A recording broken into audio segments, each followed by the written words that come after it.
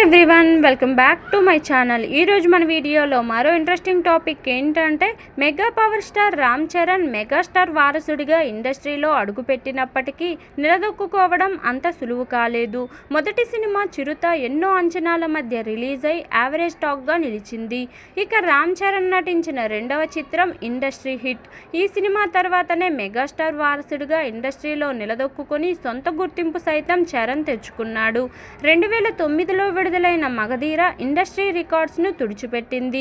100 కోట్లు వసూళ్లు రాబట్టిన మొదటి టాలీవుడ్ మూవీగా మగధీర నిలిచింది. అప్పటికి రాజమౌళి కెరీర్లో మగధీర బిగ్గెస్ట్ హిట్ అనే చెప్పాలి. పునర్జన్మల నేపథ్యంలో సోషియో ఫ్యాంటసీ జానర్లో దర్శకుడు రాజమౌళి ఈ సినిమాను తెరకెక్కించారు. కాలభైరవ పాత్రలో రామ్ చరణ్ తన అద్భుతమైన నటనతో ఆకట్టుకున్నారు. ఈ సినిమాలో ఈయన చేసిన గుర్రపు స్వారీలు, కత్తి యుద్ధాలు అందరినీ మెస్మరైజ్ చేశాయి. ఇవన్నీ ఈ సినిమా రిలీజ్ అయ్యాక జరిగిన సంఘటనలు. కానీ స్టార్ట్ చేసే ముందు ఈ సినిమా కథ విని చిరంజీవి భయపడ్డారట. ఈ విషయాన్ని రాజమౌళి స్వయంగా వెల్లడించారు. ఒక టాక్ షోలో పాల్గొన్న రాజమౌళి ఈ విషయాన్ని తెలిపారు. చిరుత సినిమా చూసినప్పుడే పెద్ద సినిమాలను, క్యారెక్టర్స్ని రామ్ చరణ్ డీల్ చేయగలడని అనిపించిందట. అందుకే మగధీర సినిమాకు రామ్ చరణ్ సెట్ అవుతాడని భావించి మగధీర మూవీ కథను చిరంజీవికి రఫ్గా ఒక లైన్ చెప్పారట. ఆయనకు నచ్చి డెవలప్ చేయమన్నారని, డెవలప్ చేశాక ఆయన విపరీతంగా నచ్చేసిందని రాజమౌళి తెలిపారు. అదే సమయంలో ఆయన భయపడ్డారట. రామ్ చరణ్ రెండో చిత్రంతోనే ఇంత పెద్ద కథను డీల్ చేయగలడా అనే సందేహం ఆయనకు కలిగిందని రాజమౌళి తెలియజేశారు. రాజమౌళి నమ్మకాన్ని నిలబెడుతూ మగధీర మూవీలో రామ్ చరణ్ విజృంభించి నటించారు.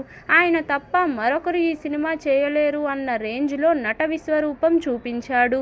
అంతేకాదు, చిరంజీవి హీరోయిన్గా కాజల్ని కూడా మొదట వద్దనుకున్నారట.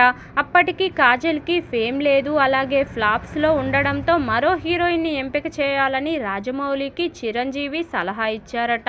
అయితే మిత్రవింద పాత్రకు కాజల్ కరెక్ట్ చాయిస్ అని నమ్మిన రాజమౌళి చిరంజీవిని కన్విన్స్ చేశాడట.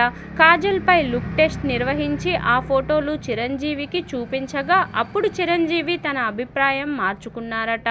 అల్లు అరవింద్ నిర్మించిన మగధీర సినిమాతో ఆయనకు కోట్ల కొద్దీ లాభాలు తెచ్చిపెట్టింది. దాదాపు 13 ఏళ్ల అనంతరం రాజమౌళి రామ్ చరణ్ కాంబోలో RRR విడుదలై ఇది పాన్ ఇండియా రేంజ్లో సత్తా చాటి చరణ్కు పాన్ ఇండియా హీరోగా ఫేమ్ తెచ్చిపెట్టింది. ఇదండి ఈరోజు టాపిక్. ఈ వీడియో నచ్చితే లైక్ చేయండి, షేర్ చేయండి, సబ్స్క్రైబ్ కూడా చేయండి. Thank you for watching. Bye everyone.